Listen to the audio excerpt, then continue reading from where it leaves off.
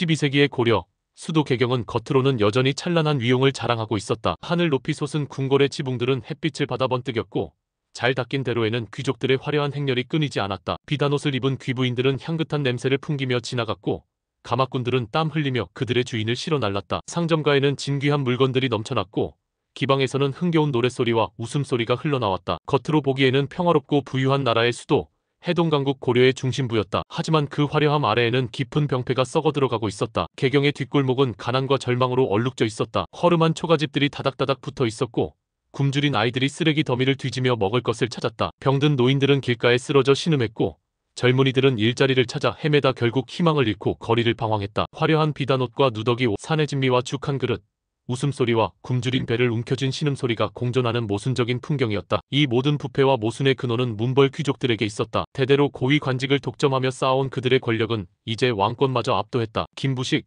이자겸과 같은 몇몇 가문이 나라의 모든 실권을 장악하고 있었다. 그들은 왕실과의 혼인을 통해 자신들의 권력을 더욱 공고히 했고 서로 복잡하게 얽힌 인맥과 혈연으로 자신들의 성을 쌓았다. 과거 신라 말기 호족들의 할 것을 막기 위해 태조 왕건이 중앙집권 체제를 확립했지만 시간이 흐르면서 그 체제는 오히려 강력한 문벌 귀족 세력을 탄생시키는 기반이 되어버렸다. 그들의 삶은 사치와 향락으로 가득했다. 넓은 저택에는 온갖 값비싼 장식품들이 가득했고 식탁에는 진수성찬이 끊이지 않았다. 충성스러운 아랫것들은 그들의 발치에 엎드려 아첨했고 뇌물은 공공연하게 오갔다. 관직은 돈과 권력으로 거래되었고 법은 힘있는 자들 앞에서 무력했다. 그들은 오직 자신들의 가문의 영달과 부귀만을 추구할 뿐 나라의 안위나 백성들의 고통에는 무관심했다. 왕은 이름뿐인 존재가 되어가고 있었다. 왕실의 권위는 땅에 떨어졌고 문벌 귀족들은 왕을 허수아비처럼 다루었다. 왕이 어떤 결정을 내리려 해도 문벌 귀족들의 동의 없이는 아무것도 할 수 없었다. 이자겸과 같은 권씨는 왕실의 외척이 되어 왕을 압박했고 자신의 뜻대로 조정을 좌지우지했다. 그의 말 한마디에 대신들의 목숨이 오가고 나라의 정책이 결정되었다. 왕은 자신의 침전에서 홀로 한숨을 내쉬거나 무능한 신하들을 질책하며 분노를 사갤 뿐이었다. 그는 알고 있었다. 자신이 진정한 왕이 아니라는 것을. 고려는 사실상 몇몇 문벌 귀족들의 손에 좌지우지되는 나라가 되었다는 것을. 이런 상황은 나라 곳곳에서 불만을 낳았다. 과거의 영광을 기억하는 백성들과 일부 신하들은 부패한 현실에 개탄했다. 특히 서경평양을 중심으로 한 일부 세력은 개경의 문벌 귀족들을 비판하며 새로운 수도를 세우고 개혁을 추진해야 한다고 주장했다. 묘청과 같은 인물이 이런 움직임의 중심에 있었다. 그들의 주장은 단순한 수도 이전이 아니라 기존 질서에 대한 근본적인 반항이자 왕권 강화와 자주적인 국방을 요구하는 목소리였다. 하지만 이들의 개혁운동 역시 문벌 귀족들의 강력한 반발에 부딪혔고 결국 피비린내 나는 사건으로 이어질 가능성이 농후했다. 고려는 내부적으로 폭발하기 직전의 화약고와 같았다. 고려가 내부의 문제에 허덕이는 동안 북방에서는 거대한 그림자가 빠르게 다가오고 있었다. 압록강 너머 만주 벌판에 흩어져 살던 여진족 부족들이 마침내 하나의 강력한 세력으로 통합되었다. 과거에는 고려의 조공을 바치거나 약탈이나 일삼던 오랑캐 정도로 취급했지만 이제 그들은 더 이상 나약한 존재가 아니었다. 아골타라는 걸출한 지도자의 등장으로 여진족은 무서운 속도로 세력을 확장했고 마침내 금나라를 건국하며 요나라를 멸망시켰다. 금나라의 건국은 고려에 큰 충격을 안겨주었다. 과거 자신들이 조공을 받던 부족이 거대한 제국을 세우고 대륙의 패자로 떠오른 것이다. 금나라는 고려의 군신관계를 요구하며 압박해왔다. 고려 조정은 혼란에 빠졌다. 어떤 대신들은 금나라의 힘에 굴복하여 사대 관계를 맺어야 한다고 주장했고 어떤 대신들은 고려의 자존심을 지켜 싸워야 한다고 역설했다. 결국 문벌 귀족들의 현실적인 판단 혹은 겁쟁이 같은 판단에 따라 고려는 금나라와 굴욕적인 군신관계를 맺게 되었다. 하지만 군신관계를 맺었다고 해서 북방의 위협이 완전히 사라진 것은 아니었다. 금나라는 끊임없이 고려를 압박했고 국경 지역에서의 긴장감은 여전했다. 특히 금나라 내부에서는 사묘아리와 같은 젊고 야심찬 지도자들이 고려 정벌의 꿈을 꾸고 있었다. 그들은 수십 년 전 척준경 장군에게 당했던 패배를 잊지 않았고 고려의 풍요로운 땅을 차지하겠다는 야심을 불태웠다. 사묘아리는 금나라의 새로운 군대를 조련하며 고려를 칠 기회만을 노리고 있었다. 그의 눈빛은 늘 남쪽,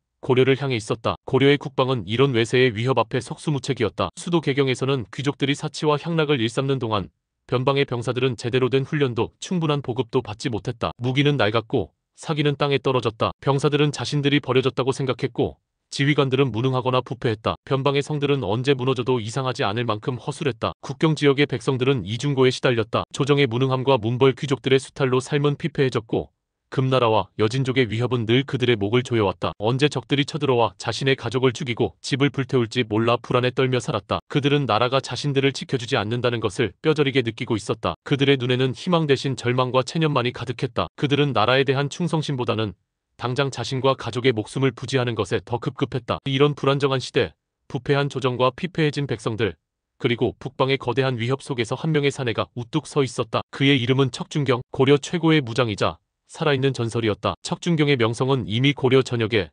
그리고 압록강 너머 금나라에까지 자자했다. 그의 압도적인 무력은 상식을 초월했다. 홀로 수천의 적과 맞서 싸워 승리했다는 무용담은 백성들 사이에서 신화처럼 전해졌다. 그의 검술은 신묘했으며 그의 힘은 천하무적이었다. 그는 인간이라기보다는 전설 속의 영웅에 가까운 존재로 여겨졌다. 금나라의 젊은 지도자 사묘아리와의 첫 번째 대결에서 승리하고 여진족의 대규모 남진을 좌절시켰다는 사실은 척준경의 명성을 더욱 드높였다. 그는 고려 백성들에게 멸망의 위기에서 나라를 구원한 구세주로 칭송받았다. 그의 이름만으로도 변방의 병사들은 용기를 얻었고 백성들은 안심했다. 하지만 그의 압도적인 힘과 명성은 조정에서는 오히려 독이 되었다. 문벌 귀족들은 척준경의 존재를 두려워했다. 그들은 무력을 경멸했지만 척준경의 힘은 그들의 통제를 벗어나 있었다. 백성들의 척준경에 대한 칭송은 귀족들에게는 자신들의 권위에 대한 위협으로 여겨졌다. 이자겸을 필두로 한 문벌 귀족들은 척준경을 시기하고 질투했으며 그의 힘을 경계했다. 척준경은 충성심이 강한 인물이었다. 그는 나라에 대한 충성을 중요시했고 백성들을 사랑했다. 그는 자신의 무력을 오직 나라와 백성을 지키는 데 사용하려 했다. 하지만 그가 충성을 바치려 했던 나라는 부패하고 썩어 있었다. 그가 지키려 했던 백성들은 그가 속한 조정 때문에 고통받고 있었다. 그는 전장에서 수많은 적을 배웠지만 보이지 않는 정치의 칼날 앞에서는 무력했다. 문벌 귀족들은 척준경을 직접적으로 상대하기보다는 그의 약점을 파고들었다. 그의 성정을 이용하거나 그에게 모함을 씌우고 그를 정치적으로 고립시켰다. 척준경은 전장에서의 영웅이었지만 조정의 복잡한 권력관계와 암투에는 익숙하지 않았다. 그는 정직했고 솔직했으며 때로는 감정에 치우쳤다. 이런 그의 성격은 간교한 문벌 귀족들에게는 이용하기 쉬운 약점이 되었다. 척준경은 깊은 고뇌에 빠져 있었다. 그는 자신이 목숨 걸고 지킨 나라가 내부로부터 썩어가는 것을 지켜봐야 했다. 백성들은 여전히 고통받고 있었고 조정은 무능하고 부패했다. 그의 무력은 전장에서는 위대했지만 개경의 정치 무대에서는 아무런 힘도 발휘하지 못했다. 그는 자신이 서 있는 곳이 어디인지 혼란스러웠다. 백성들에게는 영웅이지만 조정에는 눈엣 가시, 나라를 지키는 방패이지만 동시에 정치를 흔드는 위협. 나는 대체 누구를 위해 싸우는가? 어느 날 밤 그는 차가운 검을 만지며 홀로 중얼거렸다. 그의 검은 수많은 적을 베었지만 자신을 옥죄어오는 현실의 사슬은 끊어내지 못했다. 그는 자신이 가진 힘이 정치 앞에서는 얼마나 무력한지 뼈저리게 느끼고 있었다. 전장에서의 승리는 찰나의 영광일 뿐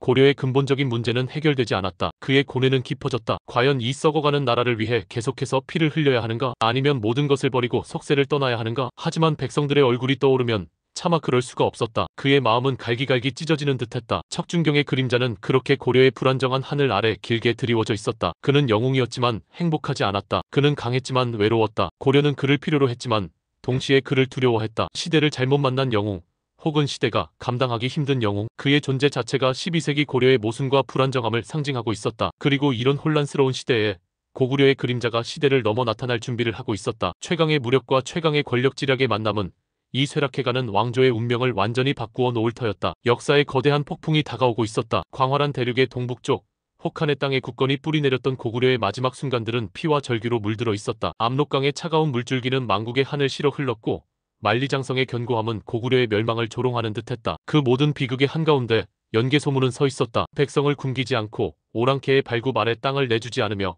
감히 천자의 나라라 자칭하는 당에게 무릎 꿇지 않겠다 맹세했던 사내. 자신의 손으로 고구려의 권력을 움켜쥐고 오로지 나라의 부흥만을 위해 피눈물 흘렸던 대망리지. 그는 치열한 전장에서 혹은 견고한 성벽 위에서 혹은 밀실의 지도 앞에서 수없이 고뇌하고 결단하며 피를 토했다. 당태종의 대군을 물리쳤던 안시성의 영광도 잠시 내후외화는 고구려를 끈질기게 괴롭혔다. 아들들의 불화와 배신, 백성들의 지쳐가는 원성, 그리고 끊임없이 밀려오는 당의 파도. 그는 모든 것을 막아내려 했지만 한 사람의 힘으로는 역사의 거대한 흐름을 완전히 거스를 수 없다는 것을 어렴풋이 느끼기 시작했다. 바로 그날이었다. 혹한의 겨울바람이 철옹성 같은 그의 처소를 휘감아 돌았다. 차가운 달빛 아래 눈 덮인 정원은 고요했지만 하늘에서는 심상치 않은 기운이 감돌았다. 연개소문은 홀로 서재에서 지도를 들여다보고 있었다. 백성을 구할 길, 나라를 지킬 방법, 당을 영원히 물리칠 묘수. 그의 머릿속은 복잡한 생각들로 가득했다. 갑자기 창밖에서 섬광 같은 빛이 번뜩였다. 그것은 단순한 번개와는 달랐다. 마치 하늘이 찢어지는 듯한 혹은 우주 저편에서 날아온 듯한 기묘한 빛이었다. 빛은 순식간에 연개소문의 처소를 휘감았고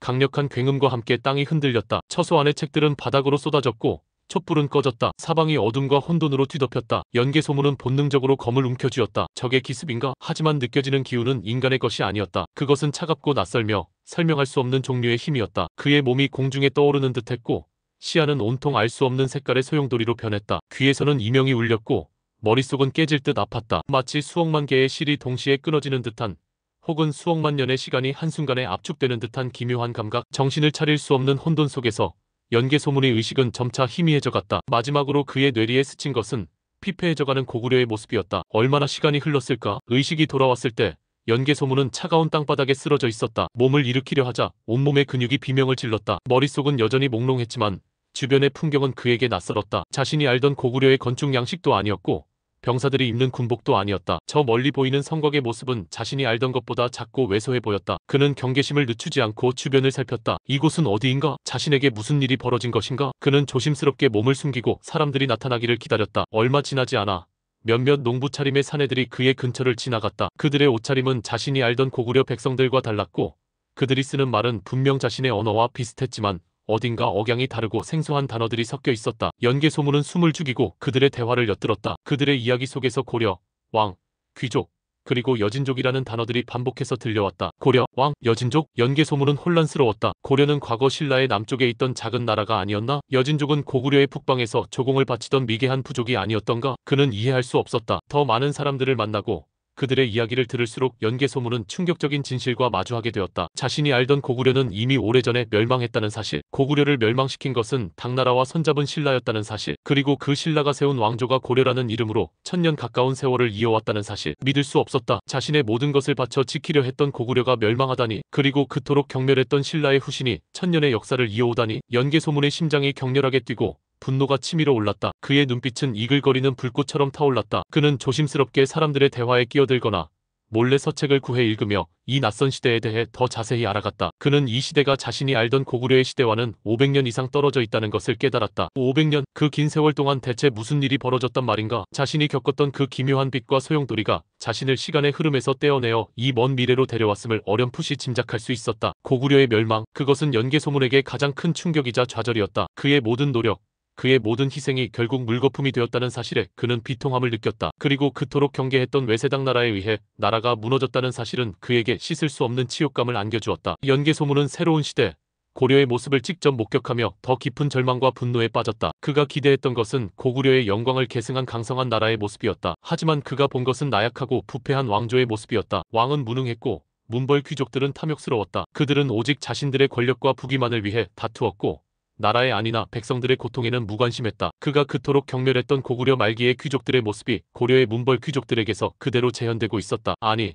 어쩌면 그보다 더 심각할지도 몰랐다. 연개 소문은 자신이 고구려 말기의 부패를 막지 못해 나라가 멸망한 것은 아닌가 하는 죄책감에 시달렸는데 고려의 모습은 그 죄책감을 더욱 가중시켰다. 국방은 허술했다. 군대는 제대로 훈련받지 못했고 지휘관들은 무능했다. 변방은 금나라와 여진족의 위협에 시달리고 있었지만 조정은 효과적인 대책을 내놓지 못했다. 백성들은 수탈당하고 고통받았으며 나라에 대한 믿음을 잃어가고 있었다. 그리고 북방에서 다가오는 위협, 금나라, 과거 고구려에 조공을 바치던 여진족이 세운 나라, 그들이 이제 고려에게 군신관계를 요구하며 압박하고 언제든 고려를 침공할 수 있는 강력한 제국이 되었다니. 연개 소문은 충격과 함께 과거 자신이 당나라의 위협에 맞서 싸웠던 시절을 떠올렸다. 그때의 위협이 이제 다른 이름, 다른 모습으로 고려를 향하고 있었다. 역사가 반복되고 있었다. 나약한 고려가 과거의 고구려처럼 외세의 발굽 아래 짓밟힐 위기에 처한 것이다. 연개 소문의 가슴속에서 맹렬한 불길이 치솟았다. 고구려의 멸망은 막지 못했지만 이 고려마저 무너지는 것을 지켜볼 수는 없었다. 자신이 겪었던 실패, 외세에게 나라를 빼앗기는 그 비극을 이 시대에 다시 반복하게 둘 수는 없었다. 그의 분노는 나약한 고려 조정과 탐욕스러운 귀족들을 향했고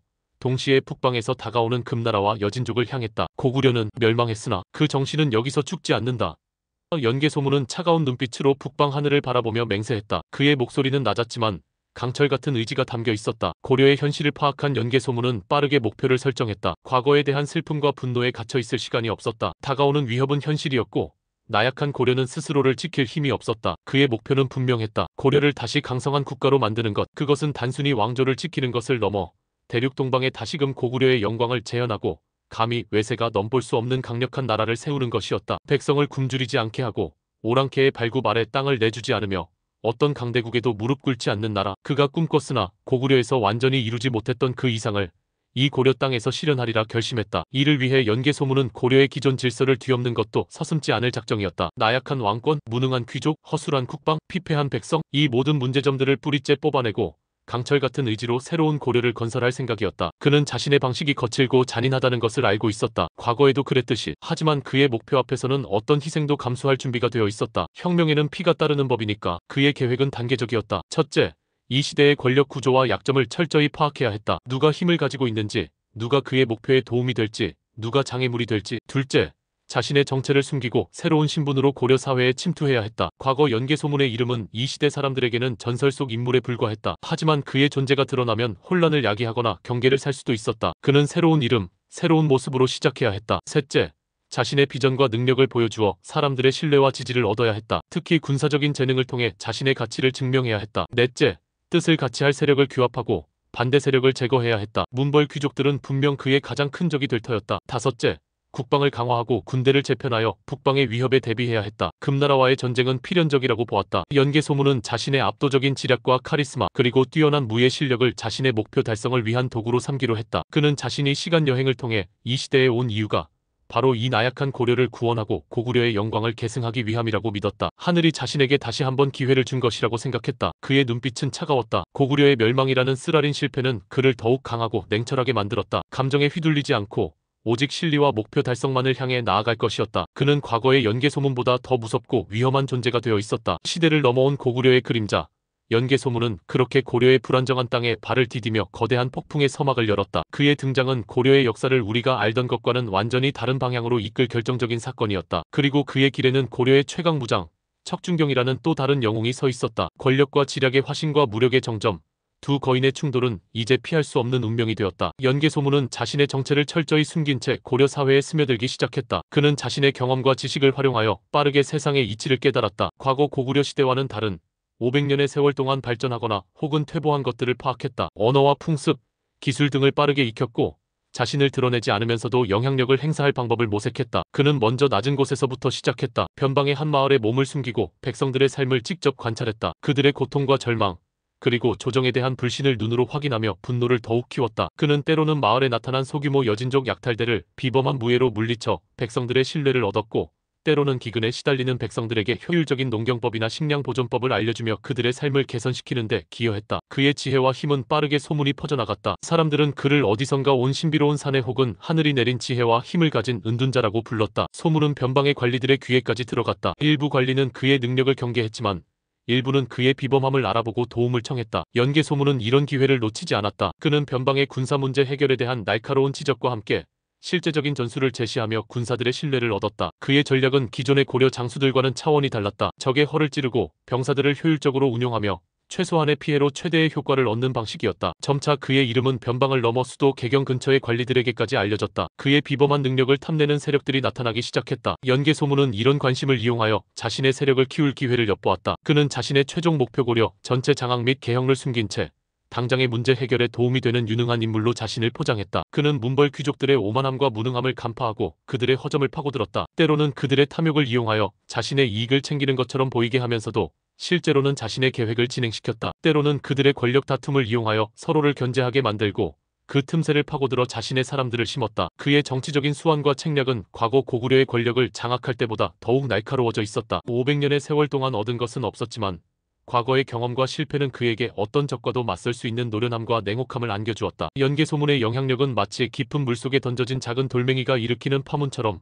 처음에는 미미했으나 점차 넓게 퍼져나갔다. 변방의 군대에서 그의 전술이 적용되기 시작했고 그의 제안이 일부 관리들에게 받아들여졌다. 그의 이름은 어디서 온 신비로운 책사, 전쟁의 천재 등으로 불리며 조정의 귀에까지 들어갔다. 이런 소문들 중에는 고려의 귀신 같은 무공을 가진 장수가 있다는 이야기도 있었다. 척준경 장군에 대한 이야기였다. 연개 소문은 그 이야기에 주목했다. 수천의 적을 홀로 상대한다는 무력? 그는 자신의 시대에도 대단한 장수들을 많이 보았지만 그런 무력은 상상조차 하기 힘들었다. 처음에는 그 이야기를 과장이라고 생각했지만 계속해서 들려오는 일관된 보고들은 그것이 사실일 가능성이 높음을 암시했다. 척준경, 고려에 그런 무력을 가진 자가 있었단 말인가? 연개 소문은 척준경이라는 존재에 대해 흥미를 느꼈다. 자신의 계획에 방해가 될 수도 있는 존재였지만 동시에 자신의 비전을 실현하는 데 유용하게 쓰일 수도 있는 강력한 도구였다. 무력의 정점에 선 척준경과 권력과 지략의 정점에 서려 하는 자신. 연개 소문은 알 수 없는 이끌림을 느꼈다. 언젠가 그와 마주하게 될 것이라는 예감, 그리고 그 마주침이 고려의 운명을 결정지을 것이라는 강렬한 직감. 고구려의 그림자는 그렇게 고려의 심장부를 향해 천천히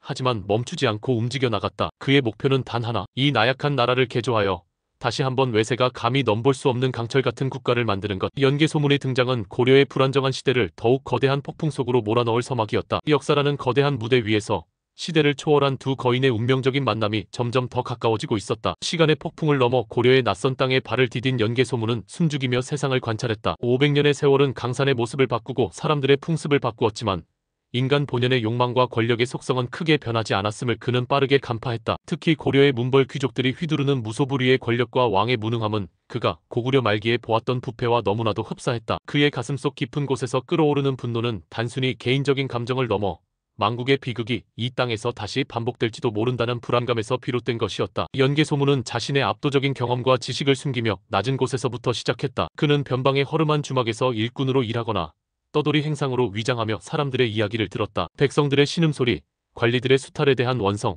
그리고 희망 없는 미래에 대한 절망. 이 모든 것은 그가 이 고려를 근본부터 바꿔야 할 이유를 더욱 명확하게 만들어 주었다. 그는 기회를 노렸다. 자신의 비범함을 드러내되 그 힘이 과도한 경계를 불러일으키지 않도록 신중했다. 어느 날 그가 머물던 변방 지역에 소규모 여진족 약탈대가 나타났다. 변방의 고려군은 제대로 된 지휘체계도 없이 우왕좌왕했고 백성들은 공포에 질려 도망쳤다. 연개 소문은 더 이상 지켜볼 수 없었다. 그는 이름 없는 병사처럼 나서서 자신이 익힌 고구려의 혹독한 무예와 전술을 사용하여 순식간에 약탈대를 괴멸시켰다. 그의 움직임은 상식을 초월했다. 한 명의 사내가 수십의 적을 마치 아이 다루듯 상대하는 모습에 백성들과 병사들은 경악했다. 이 사건은 그의 존재를 알리는 작은 불씨가 되었다. 그의 활약은 변방의 관리들에게 보고되었고 그의 비범한 군사적 재능에 대한 소문이 퍼지기 시작했다. 연개 소문은 이 기회를 이용하여 고려 군대에 발을 들여놓았다. 그는 높은 직책을 요구하기보다는 하급 관리나 군관으로 시작하여 점차 자신의 영향력을 넓혀갔다. 그는 병사들에게 실전적인 훈련 방식을 가르쳤고 비효율적인 지휘 체계를 개선할 방안을 제시했다. 그의 방식은 처음에는 반발을 사기도 했지만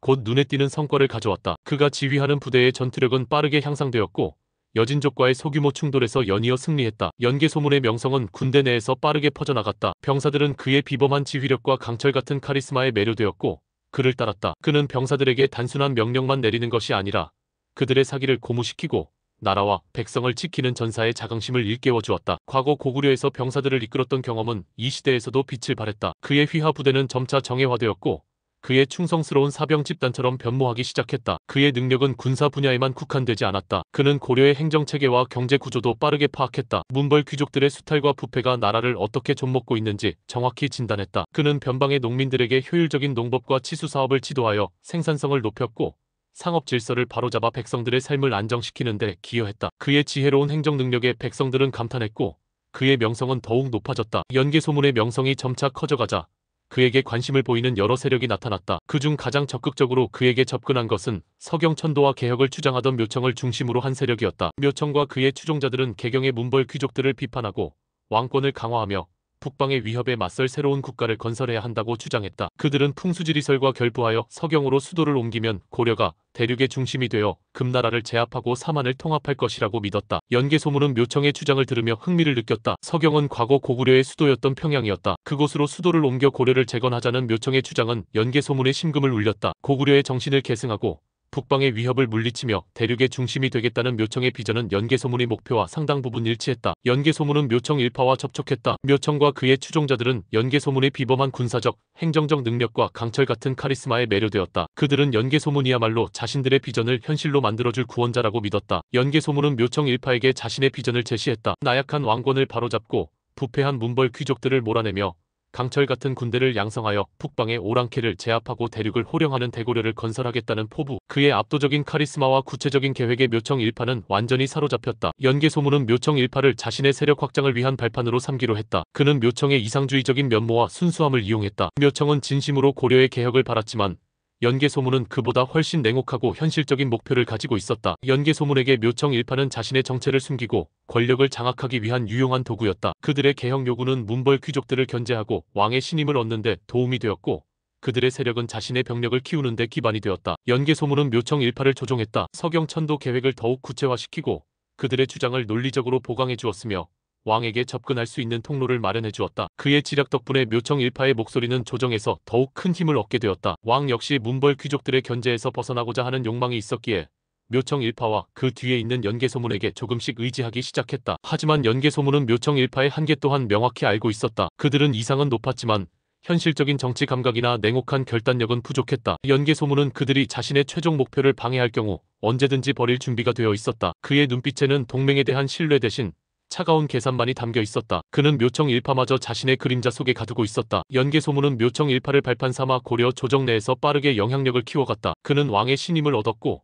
중요한 관직에 오르게 되었다. 이에 병부상서 혹은 그에 준하는 군사 관련 최고 직책 그의 등장과 급속한 승진은 개경의 문벌 귀족들에게 큰 충격을 안겨주었다. 어디서 갑자기 나타난 사내가 자신들이 수백 년간 쌓아온 성을 위협하다니. 문벌 귀족들은 연개 소문을 경계하고 혐오했다. 그의 출신이 미천하고 배경이 불분명하다는 것을 트집 잡았고 그의 과감하고 때로는 파격적인 방식에 거부감을 느꼈다. 특히 이자겸을 중심으로 한 보수 세력은 연개 소문의 개혁 주장을 자신들의 기득권에 대한 위협으로 간주하고 그를 제거하려 했다. 하지만 연개 소문은 문벌 귀족들의 반격에 대비하고 있었다. 그는 이미 조정 내에 자신의 사람들을 심어놓았고 문벌 귀족들의 약점과 비리를 낱낱이 파악하고 있었다. 그의 싸움 방식은 정직하지 않았다. 음모, 계략, 협박, 심지어는 암살까지도 서슴지 않았다. 문벌 귀족들이 상상하지 못했던 냉혹함과 과감함으로 그들을 압박했다. 대감, 조심하셔야 합니다. 그 연개 소문이라는 자, 보통 내기가 아닙니다. 우리의 방식으로는 상대하기 어렵습니다. 이자겸의 신복 중 하나가 두려운 목소리로 말했다. 이자겸은 분노했다. 겁을 먹은 것이냐? 그 자는 미천한 오랑캐 출신의 사내일 뿐 우리의 힘 앞에서는 아무것도 아니다. 그의 목을 베어 광장에 걸어놓아야 할 것이다. 하지만 이자겸의 오만함은 곧 재앙이 되어 돌아왔다. 연개 소문은 이자겸의 약점을 정확히 파고들었다. 그의 부정부패와 왕실에 대한 불충을 증명할 증거를 확보했고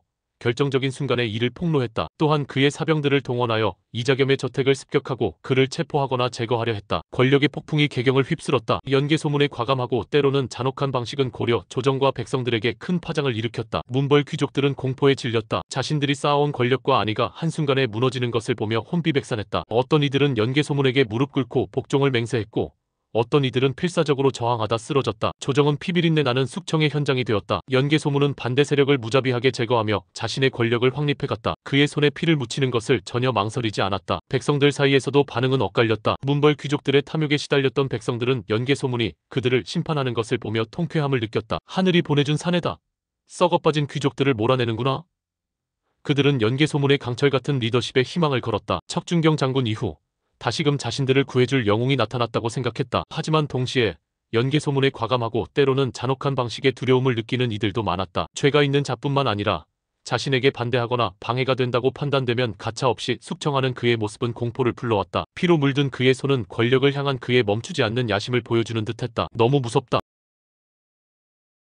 불안감과 공포의 속삭임이 퍼져나갔다. 연개 소문은 이런 반응에 개의치 않았다. 그는 백성들의 지지와 두려움 모두를 자신의 권력 기반으로 삼았다. 백성들에게는 희망을 주되 그의 권위에 도전할 생각조차 하지 못하도록 강력한 공포를 심어주었다. 그의 목표는 오직 고려를 강하게 만드는 것. 그 과정에서 어떤 대가를 치르든 상관없었다. 왕은 연개 소문의 압도적인 힘과 과감한 행동에 압도당했다. 처음에는 문벌 귀족들을 견제하기 위해 연개 소문을 이용하려 했지만 이제는 자신이 연개 소문이 소나귀에 들어갔음을 깨달았다. 그는 연개 소문에게 두려움을 느끼며 그의 명령에 따를 수밖에 없었다. 왕권은 문벌 귀족들에게서 연개 소문이라는 한 사람에게로 넘어갔다. 고려의 실권은 완전히 연개 소문의 손에 들어갔다. 고구려의 그림자는 그렇게 고려의 심장부를 장악했다. 변방에서 묵묵히 자신의 소임을 다하던 척준경은 개경에서 들려오는 심상치 않은 소문들을 접했다. 처음에는 개경에서 또 문벌 귀족들끼리 싸움이 났다는 정도로 가볍게 들었지만 곧 그 소문들은 충격적인 내용으로 변해갔다. 이자겸 대감이 실각했다는군. 몇몇 대감들이 영모죄로 죽임을 당했대. 조정의 분위기가 완전히 바뀌었어. 새로운 실력자가 나타났다고 하더군. 새로운 실력자. 이름은 연개 소문. 그의 이름은 처음 들어보는 이름이었다. 하지만 그가 보여주는 힘과 과감함에 대한 소문은 척준경의 귀를 잡아 끌었다. 그자가 나타나자 문벌 귀족들이 벌벌 떤다네.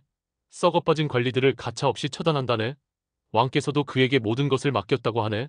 군대를 개편하고 국방을 강화하려 한다네. 처음에는 긍정적인 소식처럼 들렸다. 척준경 자신이 그토록 바꾸고 싶어 했던 고려의 문제점들을 해결하려는 인물이 나타난 것 같았다. 부패한 귀족들을 몰아내고 약해진 나라를 바로 세우려는 인물. 어쩌면 그가 자신이 기다려왔던 영웅일지도 모른다. 척준경의 가슴에는 작은 희망이 싹트기 시작했다. 하지만 시간이 흐르고 연개 소문에 대한 더 상세한 소문들이 변방까지 전해지면서 척준경의 마음은 점차 복잡해졌다. 그자가 반대하는 자들을 죄다 죽여버린다네. 죄가 있든 없든 상관없이 조금이라도 거스르는 자는 가차없이 처단한다네. 그 방식이 너무 잔혹하다고 하더군. 백성들은 그를 두려워한다네. 강철 같은 사내이지만 인간적인 면모는 없다고 하더군. 조정이 피바다로 변했다고 하네. 연개 소문의 방식은 자신이 생각했던 개혁과는 너무나 달랐다. 그것은 개혁이라기보다는 피비린내 나는 권력 장악이었고 나라를 바로 세우는 것이 아니라 공포로 지배하는 방식이었다. 척준경은 무력을 사용했지만 그것은 주로 전장에서 적을 상대하거나 백성들을 보호하기 위한 것이었다. 그는 무고한 사람을 해치거나 자신의 권력을 위해 피를 흘리는 것을 어부호드했다. 연개 소문의 잔혹함에 대한 소문은 척준경에게 큰 충격을 안겨주었다. 그가 백성을 위한다고 하면서 정작 자신의 권력을 위해서는 무고한 이들의 피를 흘리는가? 그의 목표는 진정으로 고려를 위하는 것인가? 아니면 그저 자신의 야심을 채우는 것인가? 척준경의 마음속에서 희망의 불씨는 점차 꺼져갔고 그 자리를 알 수 없는 불안감과 경계심이 채웠다. 그는 연개 소문이라는 인물에 대해 깊은 의문을 품기 시작했다. 그는 분명 비범한 능력을 가졌지만 그 능력을 사용하는 방식이 너무 위험했다. 그자는 내가 생각했던 영웅이 아닌가. 척준경은 차가운 변방의 바람을 맞으며 중얼거렸다. 그의 눈빛은 깊은 고뇌로 물들어 있었다. 연개 소문은 고려의 실권을 장악한 후 자신의 개혁 계획을 본격적으로 추진했다. 그는 군대를 완전히 재편하고 국방 시스템을 강화했으며 백성들에게 무자비한 세금을 거두어 군자금을 마련했다. 그의 방식은 빠르고 효율적이었지만 그 과정에서 백성들의 고통은 더욱 심해졌다. 하지만 누구도 그의 결정에 이의를 제기할 수 없었다. 그의 힘은 절대적이었고 그의 그림자는 고려 전역에 드리워졌다. 그는 척준경에 대한 보고를 받았다. 여진족과의 전투에서 여전히 압도적인 활약을 펼치고 있다는 내용이었다. 연개 소문은 척준경의 무력에 대해 다시 한번 감탄했지만 동시에 그를 경계했다. 척준경은 자신의 통제를 벗어나 있는 유일한 인물이었고 그의 압도적인 무력은 언제든 자신의 계획에 방해가 될 수 있었다. 연개 소문은 척준경을 개경으로 불러들일 생각은 하지 않았다. 척준경이 개경에 온다면 백성들의 지지를 등에 업고 자신의 권위에 도전할 수도 있었기 때문이었다. 그는 척준경을 변방에 묶어두고 그의 움직임을 철저히 감시하기로 했다. 혹은 기회를 보아 그의 힘을 약화시키거나 제거할 계획도 세웠을지 모른다. 척 장군, 고려의 검이라 불리는 사내, 당신의 힘은 대단하지만 전장은 무력만으로 결정되지 않소. 그리고 이 고려의 정치 무대는 칼만으로는 이길 수 없지. 연개 소문은 지도를 바라보며 생각했다. 그의 얼굴에는 오만함과 함께 척준경이라는 존재에 대한 묘한 흥미가 스쳐 지나갔다. 언젠가 당신의 무력과 나의 지략이 정면으로 맞붙게 될 날이 올지도 모르겠군. 척준경은 변방에서 개경의 변화를 예의주시했다. 연개 소문의 권력이 강화될수록 그의 불안감은 커졌다. 연개 소문이 추구하는 고려의 모습은 자신이 지키고 싶었던 고려의 모습이 아니었다. 그것은 고구려의 강성함만을 흉내낸 피와 공포로 얼룩진 나라가 될지도 몰랐다. 그는 자신이 연개 소문과 맞서 싸워야 할지도 모른다는 예감을 떨칠 수 없었다. 자신이 지키려 했던 백성들을 연개 소문의 폭정으로부터 구해야 할지도 모른다는 생각. 그것은 자신이 충성을 바쳤던 왕과 조정에 반하는 행위가 될 수도 있었다. 그의 고뇌는 더욱 깊어졌다. 자신의 칼을 누구에게 향해야 하는가? 백성을 향한 충심인가? 아니면 왕과 조정에 대한 의무인가? 두 영웅의 길은 점점 더 엇갈리고 있었다. 권력과 지략으로 고려를 장악한 연개 소문과 무력으로 백성을 지키며 고뇌하는 척준경. 그들은 아직 직접적으로 마주한 적은 없었지만 서로의 존재를 강렬하게 의식하고 있었다. 연개 소문은 척준경을 자신의 계획에 방해가 될 잠재적 위협으로 보았고 척준경은 연개 소문을 고려를 잘못된 길로 이끌 폭군으로 의심했다. 역사의 거대한 폭풍이 두 영웅을 중심으로 몰아치기 시작했다. 시대를 초월한 고구려의 그림자와 고려의 강철 같은 검은 이제 피할 수 없는 충돌을 향해 다가서고 있었다. 권력과 무력, 지략과 용맹, 누가 더 역사의 흐름을 바꿀 힘을 가졌을까? 그 질문에 대한 답은 두 영웅의 마지막 대결에서 결정될 터였다. 고려의 운명은 두 거인의 손에 달려 있었다. 연개 소문이 고려의 실권을 장악한 후 개경의 하늘은 핏빛으로 물드는 날이 잦아졌다. 그는 망국의 비극을 반복하지 않겠다는 강철 같은 의지로 나약하고 부패한 고려를 근본부터 개조하기 위한 작업을 시작했다. 그의 방식은 빠르고 효율적이었으나 가차없고 잔혹했다. 자비나 타협이란 그의 사전에는 존재하지 않았다. 가장 먼저 칼날을 들이댄 곳은 문벌 귀족들이었다. 연개 소문은 이자겸을 위시한 구세력들을 무자비하게 숙청했다. 영모죄, 부정부패, 직권 남용 등 온갖 죄목을 들이대며 그들을 잡아들였다. 재판 과정은 형식적이었고 판결은 이미 정해져 있었다. 수십 년간 권력을 누렸던 명문가들이 하루아침에 몰락했다. 그들의 저택은 불타고 재산은 몰수되었으며 가족들은 노비로 전락하거나 변방으로 쫓겨났다. 밤마다 개경의 거리에는 끌려가는 귀족들의 비명과 통곡 소리가 끊이지 않았다. 연개 소문에게 조금이라도 반대하는 기색을 보이거나 그의 계획에 방해가 된다고 판단되는 자들은 죄가 있든 없든 가차없이 숙청되었다. 어떤 대신은 사소한 말실수 때문에 다음날 아침 싸늘한 시신으로 발견되기도 했다. 조정은 공포에 질려 숨조차 제대로 쉬지 못했다. 신하들은 연개 소문의 눈치를 살피며 그의 명령에 복종할 뿐이었다. 연개 소문은 왕의 권위마저 철저히 제약했다. 그는 왕을 상징적인 존재로 남겨두고 모든 실권을 자신이 장악했다. 왕의 명령은 연개 소문의 허락 없이는 아무런 효력도 갖지 못했다. 왕은 자신의 침전에서 벌벌 떨며 연개 소문의 독단적인 통치를 지켜볼 수밖에 없었다. 명목상의 왕이었을 뿐 진정한 권력은 연개 소문의 손에 있었다. 그는 군사 중심의 통치를 시작했다. 국방 강화와 외세 제압이야말로 자신이 이 시대에 온 이유라고 믿었기 때문이었다. 그는 군사 관련 관직에 자신의 사람들을 심고 군대를 대대적으로 개편했다. 훈련 시스템은 혹독해졌고 병사들의 규율은 강철처럼 단단해졌다. 무기 개발과 생산에 막대한 자금을 쏟아부었고 국경방어선은 강화되었다. 이 모든 과정에서 백성들의 희생은 당연한 것으로 여겨졌다. 무거운 세금이 부과되었고 젊은이들은 강제로 군대에 징집되었으며 노동력은 국방시설 건설에 동원되었다. 백성들의 삶은 더욱 고달파졌지만 연개소문은 그것을 강성한 나라를 만들기 위한 불가피한 과정이라고 생각했다. 그의 목표 앞에서는 개인의 고통이나 희생은 사소한 것에 불과했다. 연개소문의 통치 방식은 고려 사회에 엄청난 충격을 안겨주었다. 수백 년간 이어져 온 문벌 귀족 중심의 질서가 한순간에 무너졌다. 혼란과 공포가 개경은 물론 나라 곳곳에 퍼져나갔다. 백성들은 과거 문벌 귀족들의 수탈에서도 고통받았지만 연개소문의 강철 같은 통치는 또 다른 종류의 공포를 안겨주었다. 그의 방식은 빠르고 효율적이었기에 일부 성과의 치안 강화, 일부 행정 개선가 나타나기도 했지만 그 대가는 너무나도 가혹했다. 그 연개소문이라는 자, 대체 어떤 인물이란 말인가? 귀족들을 쓸어버린 것은 통쾌하지만 그의 손에 피가 너무 많소. 정의를 외치지만 정작 자신에게 반대하는 자들은 가차 없으니 두렵소. 나라가 강해지는 것은 좋으나 이런 식으로 강해지는 것이 옳은 일인가? 백성들 사이에서는 희망과 공포, 찬사와 비난이 뒤섞인 목소리가 나왔다. 일부는 그의 강철 같은 리더십에 희망을 걸며 그를 따랐지만 다른 일부는 그의 잔혹함에 몸서리치며 두려움에 떨었다. 연개소문의 등장은 고려를 멸망의 위기에서 구해낼지도 모를 영웅의 강림처럼 보이기도 했지만 동시에 새로운 폭군의 등장을 알리는 서막처럼 보이기도 했다. 그의 그림자는 고려 전역을 깊게 드리웠다. 수도 개경에서 벌어지는 피비린내 나는 숙청과 연개소문의 강철 같은 통치에 대한 소문은 변방에 있는 척준경의 귀에도 끊임없이 들려왔다. 처음에는 문벌 귀족들이 심판받는다는 소식에 통쾌함을 느꼈지만 곧 들려오는 그의 잔혹함과 무자비함에 대한 상세한 이야기들은 척준경을 경악하게 만들었다. 왕명을 거역한 신하들을 삼족을 멸했다는군. 단지 연개소문의 정책에 반대 의견을 냈다는 이유로 귀양 보내고 재산을 몰수했다는군. 백성들에게서 군자금을 명목으로 가혹하게 세금을 거두어들여 굶주리는 백성들이 늘어났다는군. 그가 지나가는 길에는 피와 눈물만이 남는다고 하네. 척준경은 믿을 수 없었다. 그토록 부패한 조정과 약해진 나라를 바로 세우겠다던 인물이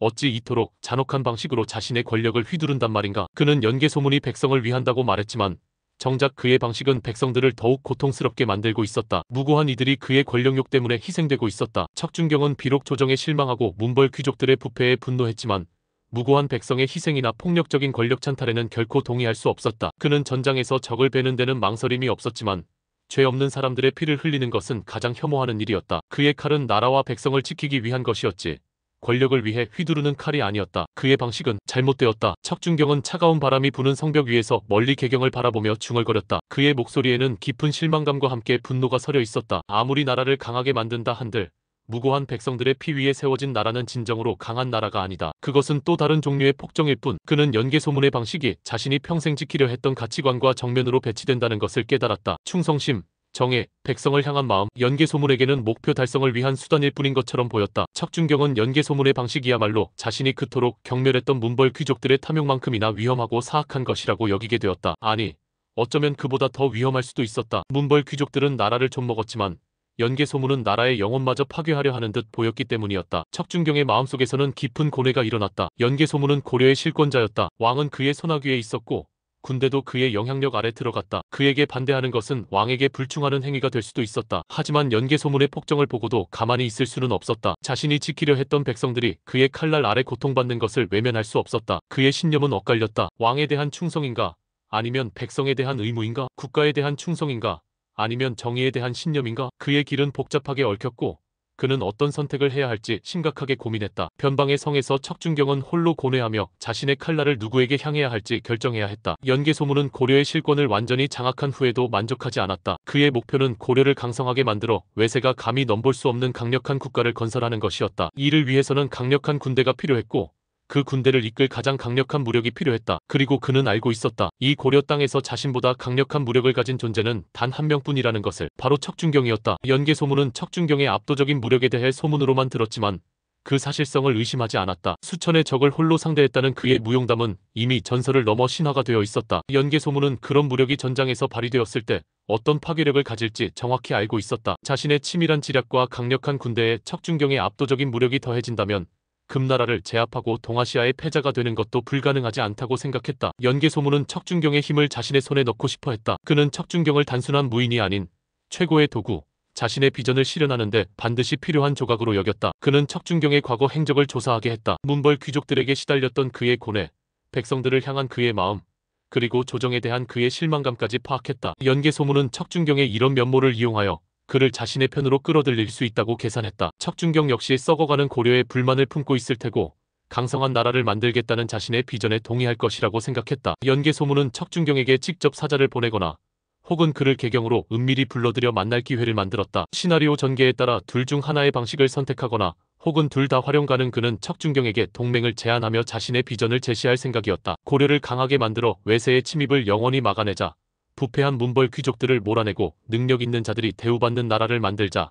내가 가진 압도적인 무력을 나를 위해 사용한다면 너는 이 나라의 어떤 권력보다 강한 힘을 가지게 될 것이다 등 척준경이 혹할 만한 제안과 명분을 내세울 터였다. 그는 척준경의 무력뿐만 아니라 그의 명성과 백성들의 지지까지 모두 흡수하고 싶어 했다. 연개소문의 계산은 차가웠다. 그는 척준경의 감정이나 신념보다는 그의 힘이 자신의 목표 달성에 얼마나 유용한지만을 따졌다. 그는 척준경이 자신의 제안을 거절할 가능성을 염두에 두지 않았다. 자신의 비전이 너무나 명확하고 강력했기에 어떤 영웅이라도 동의할 것이라고 생각했다. 자신의 손 안에 고려의 검을 쥐는 것, 그것은 연개소문의 다음 단계 계획이었다. 연개소문의 부르목은 제안을 받은 척준경은 깊은 고민에 빠졌다. 개경에서 들려오는 연개소문에 대한 상반된 소문 속에서 그를 직접 만나 그가 어떤 인물인지 확인해야 할 필요성을 느꼈다. 그리고 그의 제안을 들을 필요도 있었다. 어쩌면 정말 그가 고려를 바로 세울 인물일지도 모른다는 마지막 희망의 끈을 놓지 않았다. 마침내 척준경은 연개소문과 마주하는 자리에 섰다. 개경의 호화로운 관저였을 수도 있고 변방의 조용한 막사였을 수도 있으며 혹은 아무도 모르는 제3의 장소였을 수도 있다. 구체적인 장소는 소설에서 설정. 그가 마주한 연개소문은 소문대로 강렬한 기운을 가진 사내였다. 날카로운 눈빛,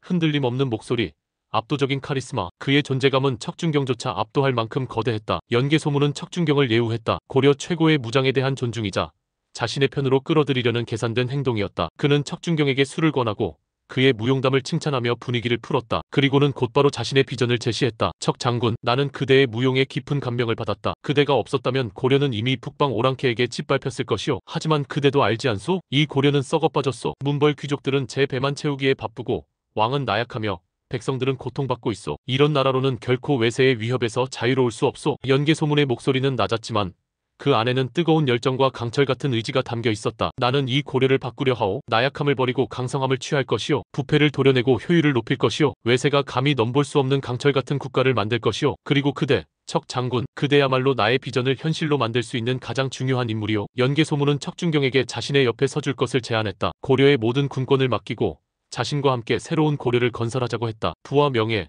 그리고 그가 원하는 모든 것을 줄 수 있다고 말했다. 그의 제안은 매력적이었다. 척준경이 그토록 바꾸고 싶어 했던 고려의 문제들을 해결하고 강성한 나라를 만들 기회가 온 것이다. 척준경은 연개소문의 말을 조용히 들었다. 그의 눈빛은 흔들리지 않았다. 연개소문의 비전은 강렬했고 그의 능력은 분명 탁월했다. 그와 함께 한다면 정말 강한 고려를 만들 수 있을지도 몰랐다. 하지만 척준경은 연개소문의 눈을 보았다. 그 눈빛 속에는 백성을 향한 따뜻함이나 정의에 대한 열망 대신 오직 목표 달성을 위한 냉혹함만이 담겨 있었다. 그는 연개소문의 방식이 떠올랐다. 피비린내 나는 숙청, 무고한 희생, 공포 정치. 그것은 자신이 결코 용납할 수 없는 방식이었다. 대망리 지혹은 연개소문이 쓰는 새로운 직책 이름. 당신의 비전은 강렬하고 당신의 능력은 분명 뛰어납니다. 척준경이 조용히 입을 열었다. 그의 목소리는 낮았지만 단호했다. 하지만 당신의 방식에는 동의할 수 없습니다. 연개소문의 얼굴에서 차가운 미소가 사라졌다. 그의 눈빛이 날카롭게 변했다. 방식이라니? 강한 나라를 만들기 위해서는 불가피한 희생이 따르는 법이오. 그대도 전장에서 피를 흘리지 않소? 전장에서 흘리는 피와 무고한 백성의 피는 다릅니다. 척준경이 말했다. 그의 목소리에 힘이 실렸다. 당신은 나라를 강하게 만든다면서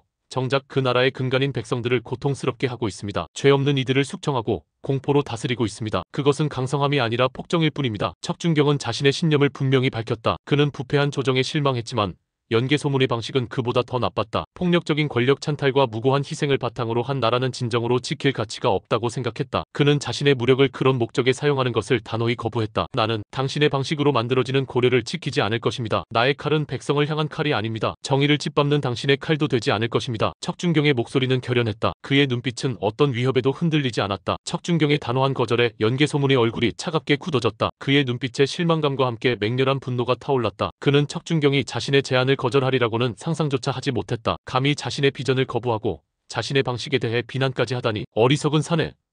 연개소문이 차갑게 내뱉었다. 그의 목소리에는 살기가 서려 있었다. 내 놈의 고루한 신념 때문에 이 거대한 기회를 발로 차는구나. 백성, 정의, 그런 덧없는 것들이 내 놈의 목숨보다 소중하단 말이냐? 제 목숨보다 더 소중한 것이 있습니다. 척준경이 대답했다. 그의 눈빛은 여전히 흔들림이 없었다. 연개소문의 분노는 극에 달했다. 그는 척준경의 무력을 자신의 손에 넣을 수 없다는 사실에 좌절했고 동시에 자신을 거부하고 비난한 척준경에게 깊은 적개심을 느꼈다. 척준경은 이제 더 이상 유용한 도구가 아닌 자신의 계획에 방해가 될 위험한 존재가 되었다. 그의 압도적인 무력은 통제 불가능한 상태로 남겨둘 수 없었다. 후회하게 될 것이다. 척 장군. 연개 소문이 차가운 목소리로 말했다. 나를 거부한 순간 내 놈의 운명은 결정되었다. 나의 길을 막는 자는 누구든 살아남지 못한다. 척준경은 연개 소문의 살기 어린 눈빛을 피하지 않았다. 그는 이미 알고 있었다. 이 자리에서 그의 제안을 거절하는 순간 자신과 연개 소문의 길은 완전히 갈라지고 돌이킬 수 없는 적이 될 것이라는 것을. 하지만 후회는 없었다. 그는 자신의 신념을 지켰고 자신의 칼이 나아가야 할 방향을 분명히 했다. 당신의 방식은 고려를 강하게 만들지 못할 것입니다. 공포와 피 위에 세워진 나라는 사상 누각일 뿐입니다. 척준경은 마지막 말을 남기고 자리를 떴다. 그의 발걸음은 무거웠지만 망설임은 없었다. 척준경이 떠난 후 연개 소문은 한동안 말없이 앉아 있었다. 그의 얼굴에는 복잡한 감정이 스쳐 지나갔다. 분노, 실망, 그리고 알 수 없는 경계심. 척준경이라는 존재는 자신이 예상했던 것보다 훨씬 단단하고 예측 불가능했다. 그의 무력만큼이나 그의 신념 또한 강철 같았다. 연개 소문은 탁자를 주먹으로 내리쳤다. 크악! 분노에 찬 그의 외침이 공간을 가득 채웠다. 그는 척준경을 반드시 제거해야 한다고 결심했다. 그의 무력은 위험했고 그의 신념은 자신의 계획에 방해가 될 터였다. 고려의 검은 자신의 손 안에 들어오지 않았다. 그렇다면 부러뜨리는 수밖에 없었다. 척준경은 개경을 떠나 자신이 있던 변방으로 돌아왔다. 그의 마음은 무거웠지만 결정은 내려졌다. 연개 소문은 고려의 영웅이 아니었다. 그는 고려를 자신의 야심을 채우기 위한 도구로 여기는 폭군이었다. 척준경은 이제 연개 소문과 맞서 싸워야 했다. 비록 그것이 왕에게 불충하는 행위처럼 보일지라도 백성을 지키고 정의를 바로 세우기 위해서는 어쩔 수 없는 선택이었다. 두 영웅의 길은 완전히 엇갈렸다. 권력과 지략으로 고려를 장악하고 폭정을 시작한 연개 소문과 자신의 신념과 백성을 향한 마음을 지키기 위해 연개 소문에게 칼끝을 겨눌 준비를 하는 척준경. 두 거인의 충돌은 이제 피할 수 없는 운명이 되었다. 역사의 거대한 폭풍은 두 영웅을 중심으로 휘몰아치기 시작했다. 고려의 운명은 이제 권력과 무력, 지략과 신념의 마지막 대결에 달려 있었다. 연개 소문이 고려의 실권을 장악하고 자신의 방식을 고집하면서 그의 독단적인 통치에 대한 불만은 점점 커져갔다. 문벌 귀족들은 두려움에 떨면서도 연개 소문을 끌어내릴 기회를 엿보았고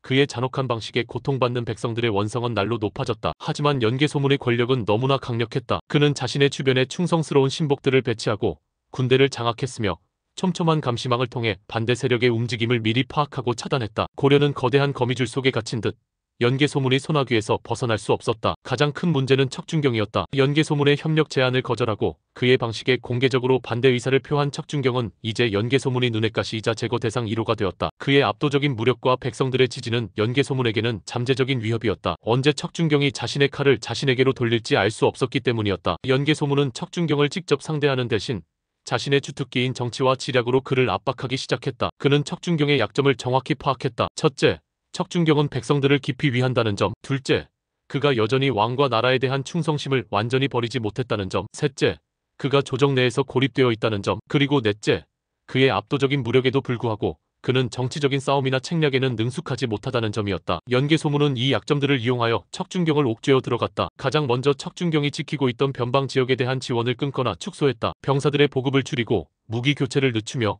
훈련 예산을 삭감했다. 이는 변방 병사들의 사기를 떨어뜨리고 척준경의 지휘에 어려움을 안겨주었다. 동시에 변방 백성들의 삶을 더욱 힘들게 만들어 척준경이 백성들의 고통을 외면할 수 없게 만들었다. 또한 연개 소문은 조정의 권위를 이용하여 척준경에게 불가능하거나 무의미한 임무를 계속해서 내렸다. 예를 들어 당장 중요하지 않은 지역의 방어를 강화하라는 명령을 내리거나 병력 손실이 예상되는 무모한 작전을 강요했다. 이는 척준경의 병력을 소모시키고 그의 능력을 의심하게 만들려는 술수였다. 척준경은 이런 명령들에 대해 고뇌했다. 왕명이었기에 거역하기 어려웠지만 그 명령들이 백성들의 안위나 국방에 도움이 되지 않는다는 것을 알고 있었기 때문이었다. 연개 소문은 척준경의 주변 인물들도 하나둘씩 제거하거나 회유했다. 척준경에게 충성하는 부관들을 다른 곳으로 전출시키거나 사소한 죄목을 씌워 처벌했다. 척준경의 편에 서려는 대신들이나 관리들은 미리 차단하고 숙청했다. 척준경은 점차 조정과 변방 모두에서 고립되어 갔다. 그의 주변에는 그를 진심으로 따르는 소수의 병사들만이 남게 되었다. 가장 비열한 방식은 소문을 이용한 것이었다. 연개 소문은 척준경이 반역을 꾀하고 있다는 거짓 소문을 퍼뜨렸다. 척준경이 백성들의 지지를 이용하여 왕위를 넘보려 한다는 이야기,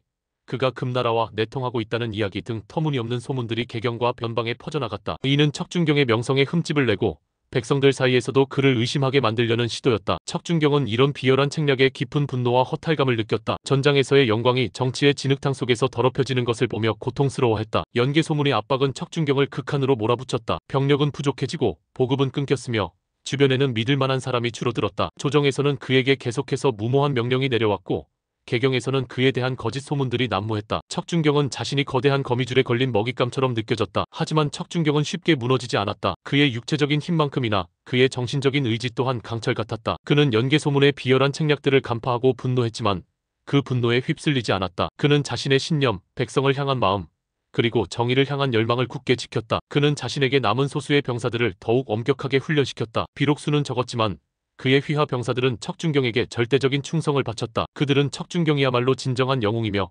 그만이 고려를 구할 수 있다고 믿었다. 척준경은 이들에게 자신의 모든 것을 걸었다. 그는 병사들과 함께 먹고 자며 훈련했고 그들의 고충을 들어주며 사기를 푹 돋았다. 그들의 유대는 더욱 단단해졌다. 이들은 척준경의 마지막 희망이자 그의 칼날이 될 존재들이었다. 또한 척준경에게는 백성들의 변함없는 지지가 있었다. 비록 개경에서 거짓 소문들이 퍼져나갔지만 변방의 백성들은 척준경이 자신들을 어떻게 지켜왔는지 직접 눈으로 보고 겪었다. 그들은 척준경이 자신들을 버리지 않았다는 것을 알았고 조정의 소문이 거짓이라는 것을 믿었다. 척준경이 어려움을 겪고 있다는 소식을 들은 백성들은 은밀히 그에게 식량과 물자를 보내며 도움을 주었다. 척준경은 백성들의 진심 어린 마음에 깊은 감동을 받았다. 자신이 이 모든 어려움을 견디고 싸워야 할 이유를 다시 한번 확인한 것이다. 척준경은 연개 소문의 압박 속에서도 자신의 능력을 발휘했다. 부족한 병력과 물자로도 최선의 방어선을 구축하고 여진족의 소규모 침입을 효과적으로 막아냈다. 연개 소문이 내리는 무모한 명령들 중에서도 국방에 도움이 되는 부분만을 취사 선택하거나 명령의 의도를 파악하여 최소한의 피해로 최대의 효과를 얻을 수 있는 방식으로 수행했다. 그의 뛰어난 지략과 경험은 여전히 빛을 발했다. 하지만 척준경은 알고 있었다. 연개 소문의 압박은 점점 더 심해질 것이고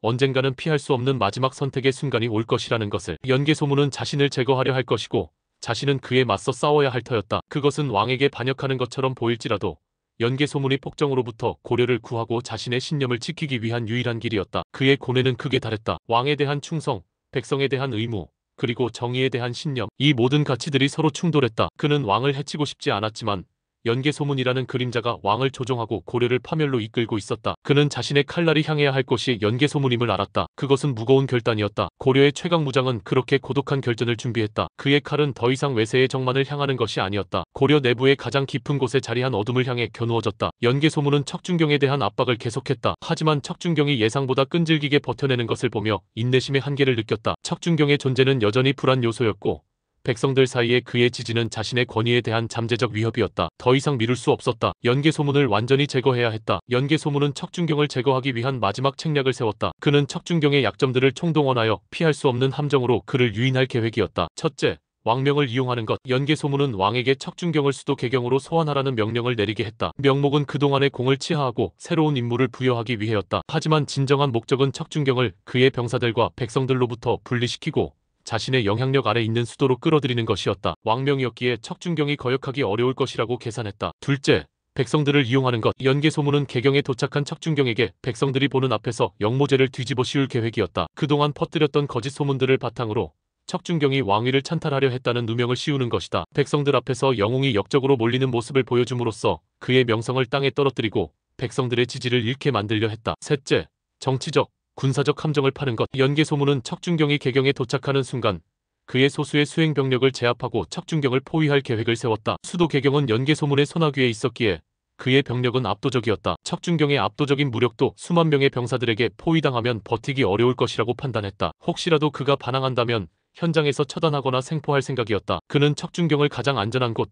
즉 자신의 눈앞에서 제거하려 했다. 연개 소문의 계획은 치밀했다. 척준경의 약점들을 모두 이용하고 자신의 강점권력, 지략, 통제력을 최대한 활용하는 전략이었다. 그는 척준경이 이 함정에서 벗어날 수 없을 것이라고 확신했다. 고려의 검은 이제 더 이상 자신의 길을 막지 못할 터였다. 왕명은 척준경에게 전달되었다. 개경으로 소환하여 공을 치하하고 새로운 임무를 내리겠다는 내용이었다. 척준경은 직서를 받아들고 깊은 생각에 잠겼다. 개경으로 가는 것은 위험하다는 것을 본능적으로 느낄 수 있었다. 연개 소문의 소나기로 들어가는 것이나 마찬가지였다. 하지만 왕명이었다. 그리고 그에게 남은 소수의 병사들과 백성들을 연개 소문의 분노로부터 보호하기 위해서라도 그가 직접 나서 상황을 해결해야 할 필요가 있었다. 척준경은 자신의 병사들과 백성들에게 자신의 결정을 알렸다. 나는 왕명을 받고 개경으로 갈 것이다. 그동안 너희들이 나를 믿고 따라준 것에 깊이 감사한다. 병사들은 술렁거렸다. 장군, 가시면 위험합니다. 연개 소문이 장군을 해치려 할 것입니다.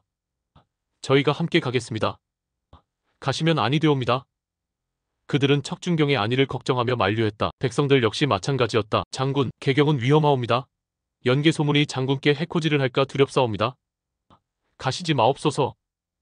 그들은 척준경을 보내고 싶지 않았다. 척준경은 자신을 걱정하는 병사들과 백성들의 얼굴을 보며 가슴이 먹먹해졌다. 자신이 이들을 위해 싸워왔다는 사실에 대한 자부심과 이들을 두고 떠나야 한다는 것에 대한 미안함이 교차했다. 걱정 마라. 척준경은 담담하게 말했다. 나는 척준경이다. 나를 해치려는 자가 있다면 그자가 먼저 쓰러질 것이다. 그의 목소리에는 자신감이 있었지만 병사들과 백성들은 그의 눈빛에서 비장함을 읽었다. 그는 마지막 결전을 향해 나아가고 있음을 알았다. 척준경은 자신에게 가장 충성스러운 소수의 병사들만을 데리고 개경으로 향했다. 그의 행렬은 초라했지만 그 안에 담긴 기세는 어떤 대군보다 강렬했다. 백성들은 길가에 나와 눈물을 흘리며 그를 배웅했다. 그들은 자신들의 영웅이 마지막 길을 떠나고 있음을 예감하는 듯했다. 개경으로 향하는 길, 척준경은 자신의 지난 삶을 돌아보았다. 전장에서의 영광, 백성들의 환호, 조정의 시기, 그리고 연개소문이라는 거대한 그림자. 그는 자신의 칼이 나아가야 할 방향을 다시 한번 되새겼다. 백성을 지키고 정의를 바로 세우는 것, 그것이 그의 소명이었다. 개경에 도착한 척준경과 그의 수행 병사들은 예상대로 연개소문이 파놓은 함정 속으로 들어갔다. 개경 성문은 굳게 닫혀 있었고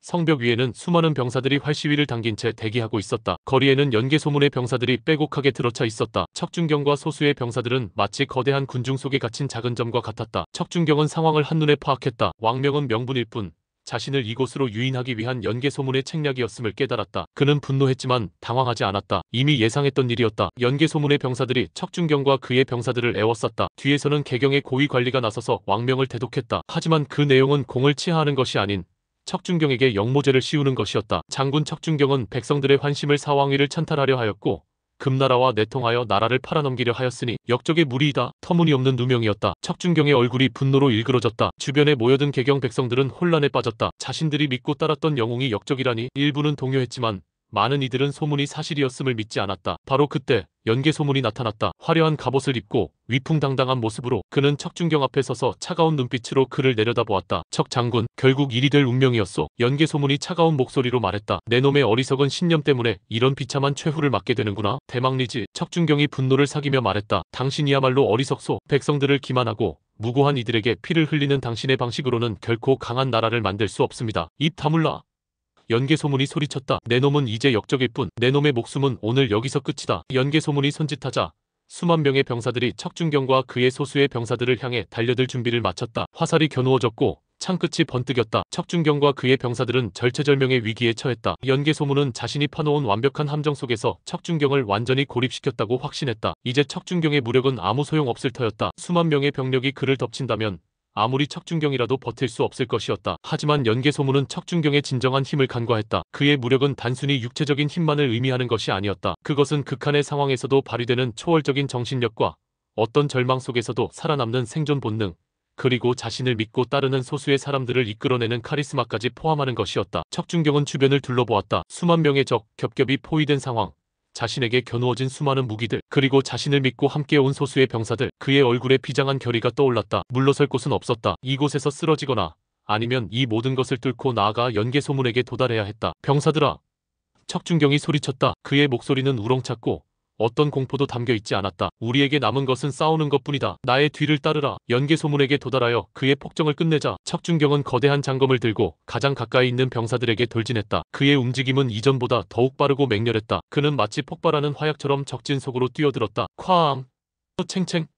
비명. 척준경의 검이 번개처럼 움직였다. 수십 명의 병사들이 순식간에 쓰러졌다. 그는 방패벽을 부수고 창날을 쳐내며 사람들을 베어 넘겼다. 그의 뒤를 따르는 소수의 병사들 역시 필사적으로 싸웠다. 그들은 척준경의 기세에 힘입어 자신들보다 수십 배 많은 적들에게 맹렬하게 맞섰다. 연개소문은 경악했다. 수만 명의 병력으로 포위했는데 척준경이 이토록 쉽게 방어선을 뚫고 들어오다니. 그의 압도적인 무력은 연개소문의 계산을 훨씬 뛰어넘는 것이었다. 그는 당황했지만 곧바로 지휘를 내렸다. 척 장군을 막아라. 활을 쏘아라. 창으로 찔러라. 그의 발을 묶어라. 수많은 화살이 척준경에게 쏟아졌다. 창과 칼이 사방에서 그를 노렸다. 하지만 척준경은 이 모든 공격 속에서도 살아남았다. 그는 검으로 화살을 쳐내고 몸을 날렵하게 움직여 공격을 피하며 방패를 빼앗아 자신과 병사들을 보호했다. 그의 움직임은 마치 살아있는 폭풍 같았다. 어떤 방해도 그의 진격을 막지 못했다. 척준경은 연개소문이 있는 곳을 향해 맹렬하게 전진했다. 그의 경로는 수많은 병사들로 가득했지만 그는 마치 길을 만들 듯 적진을 헤쳐나갔다. 그의 앞을 가로막는 모든 것이 부서지고 찢겨나갔다. 연개소문은 척준경의 예상치 못한 돌파 속도에 당황하며 병사들에게 계속해서 명령을 내렸다. 그를 막아라. 죽여도 좋다. 아니, 반드시 죽여라. 수백 명의 병사들이 척준경에게 달려들었지만 그의 검 앞에서는 속수무책이었다. 그는 쓰러진 병사들의 시체를 밟고 나아가며 연개소문에게 점점 더 가까워졌다. 그의 뒤에는 그를 믿고 따르는 소수의 병사들이 필사적으로 길을 뚫고 있었다. 연개소문은 척준경의 진격을 멈추기 위해 새로운 전략을 시도했다. 그는 병사들에게 일제히 창을 내밀어 촘촘한 창벽을 만들게 했다. 척준경의 돌진을 물리적인 장벽으로 막으려는 시도였다. 수천 자루의 창끝이 척준경을 향해 겨누어졌다. 척준경은 창벽 앞에서 멈추지 않았다. 그는 거대한 검을 휘둘러 창벽을 향해 내리찍었다. 쾅! 창날들이 부서지고 병사들이 비명을 지르며 뒤로 밀려났다. 척준경의 검은 마치 거대한 해머처럼 창벽을 박살냈다. 그는 부서진 창날과 쓰러진 병사들 사이를 뚫고 다시 전진했다. 그의 압도적인 힘 앞에서는 어떤 물리적인 방벽도 소용없었다. 연개소문은 더욱 초조해졌다. 자신의 치밀한 계산이 척준경의 압도적인 무력 앞에 무너지고 있었다. 그는 병사들에게 계속해서 명령을 내렸다. 그를 둘러싸라. 그의 움직임을 제한하라. 사방에서 공격하라. 수천 명의 병사들이 척준경을 겹겹이 에워쌌다. 하지만 척준경은 포위망 안에서 더욱 맹렬하게 싸웠다. 그의 검은 마치 허공을 가르는 회오리바람 같았고